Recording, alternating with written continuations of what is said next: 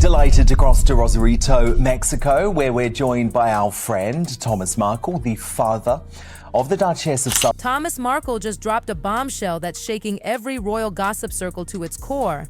And it's all about Meghan Markle's real age. Yes, you heard that right. The man who raised her, who watched her grow from a little girl with big dreams into one of the most talked about women on the planet, has just blown open one of the most puzzling mysteries in modern royal history. To be honest with you, I love both my daughters. I'm not happy with what one of my daughters is doing. And I don't know what caused her to do this. We've had this conversation before. She's telling lies. According to Thomas, the version of Meghan the world fell in love with, the sparkling Hollywood star turned Duchess, wasn't exactly the woman her records described. And what he's about to reveal, it doesn't just tweak Meghan's timeline, it rewrites everything you thought you knew about her life. This isn't gossip for the sake of drama. This is a revelation that could flip a 1,000-year royal dynasty upside down. And it starts with one shocking claim. Meghan Markle might not actually be 44. If these documents are true, Meghan could be several years older than anyone was ever told. The math just doesn't add up. And now, Thomas Markle's confession is forcing everyone to look twice at those official royal numbers. I have no problem facing her in court and disputing what she has to say. So let's rewind right back to the beginning. When most fathers talk about their daughters, their words are warm, soft, proud. But Thomas, his voice carries something else, something heavier. It's like a man desperate to set the record straight before history locks him out. He remembers Meghan's childhood clearly, her love for theater, her relentless ambition, her dream to shine. But when fame finally came knocking, he noticed something off. The stories Meghan told publicly, when she graduated, when she began acting, even how old she claimed to be during her early years, they didn't match the memories he carried as her father. And that's where everything started to unravel. For a while, it's been floating around.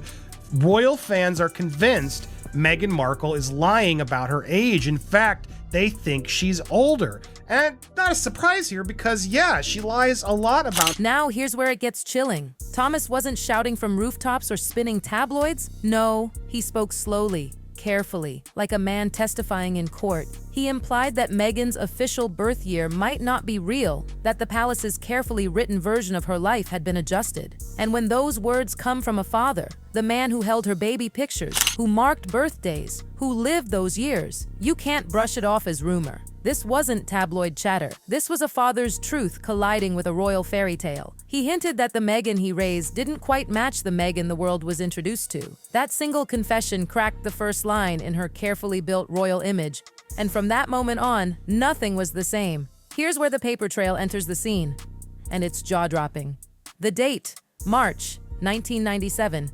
Teenagers across America were flipping through 17 magazine, the ultimate guide for every high school girl dreaming of college and stardom. And buried deep inside that glossy issue, on page 90, was a tiny list of names. One stood out, Meghan Markle, age 21. At first, no one would think twice. Just a name among hundreds. But do the math, and it hits you like lightning. If Meghan was born on August 4th, 1981, then in March 1997, she would have been 15 years old, not 21. That's a 6-year gap, not a typo, not a mistake. A full 6-year difference between her supposed birth year and what's printed in a national magazine archived long before she ever met Prince Harry. And this isn't some shady internet rumor. This is ink on paper, a real physical magazine. Sold, printed, and stored decades ago. You can still flip that very page today, and the number 21 is right there, staring back. If that magazine was accurate, then Meghan's entire timeline changes. Her schooling, her early acting career, her fresh-faced newcomer image, it all shifts by years. She wouldn't have been a wide-eyed 20-something chasing a dream in Hollywood. She would have been closer to 30, already a grown woman fighting for her place in a youth-obsessed industry. And that's where the mystery deepens. Because if that one document is right, Meghan could be 6 years older than her biography, The Palace, and even her own interviews claim. But hold on, it gets crazier. Because if that's true, then how does the rest of the story make sense? Her pregnancies, her royal milestones, the whole timeline, it starts to wobble. So let's go deeper, to the part even royal PR can't edit. Let's line up the two versions side by side. Version 1, the official record, Meghan Markle, born August 4th, 1981, Los Angeles. That makes her 44 years old in 2025. It's the version plastered across palace files, royal websites, and media reports, etched in stone. Version 2, the magazine record, Meghan Markle, 21 in 1997. That pushes her birth year back to 1975 or 1976, meaning she'd be close to 50 years old today. That's not just a minor mix-up, that's a 6-year rewrite of identity. It changes everything. Her graduation date, her acting start, even her age when she met Prince Harry.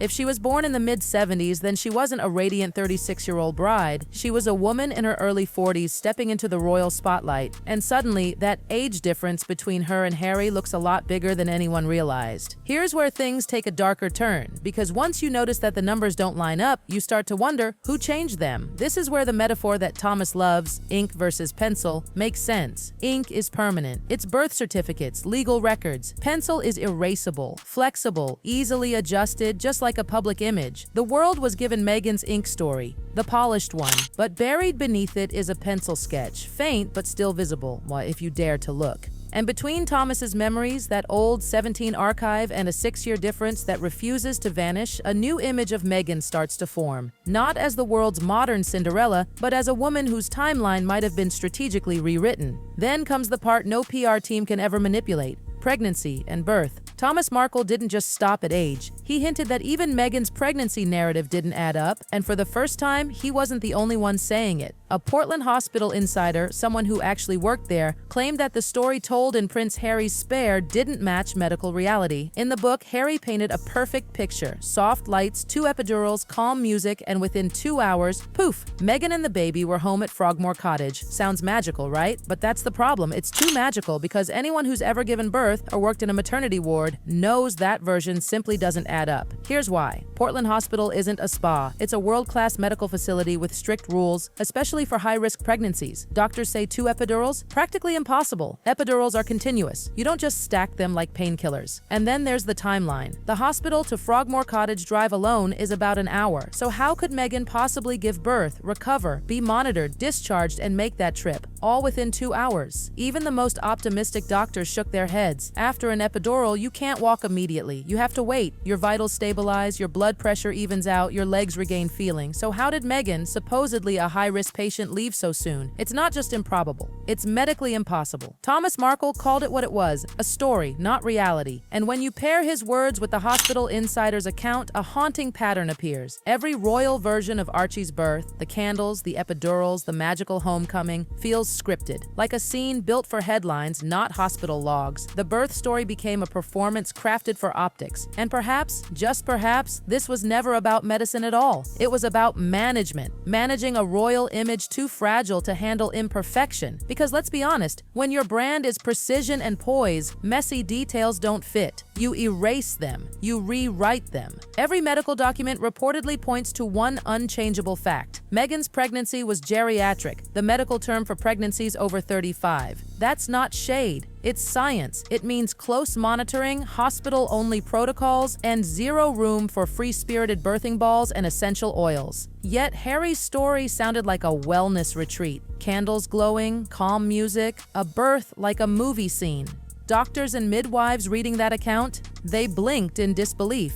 Because that's not how high-risk births happen, especially not at Portland, where everything is regulated and recorded to the minute. And if Meghan truly had preeclampsia, as suggested, one of the most dangerous pregnancy complications, she wouldn't have been discharged at all, let alone in 2 hours. The picture collapses. The fairy tale shatters. By the time you reach this point, the pattern is impossible to ignore. Every chapter of Meghan's story, from her real age to her magazine record to her birth timeline, seems polished, managed, maybe even rewritten. rewritten. What started as a dazzling fairy tale now looks more like a carefully edited script. Thomas Markle isn't some bitter outsider in this story. He's a father trying to remind the world of the girl he once knew. And in doing so, he's peeled back the royal polish to reveal something raw, a truth that won't stay buried no matter how many times it's rewritten, because maybe, just maybe, this was never a love story for the ages. Maybe it was the monarchy's most ambitious rewrite, a story written in pencil, one that could be erased, redrawn, and perfected, until Thomas Markle finally tilted the page toward the light, and now that light is blinding, because once you've seen the faint lines beneath the ink, you can never unsee them again.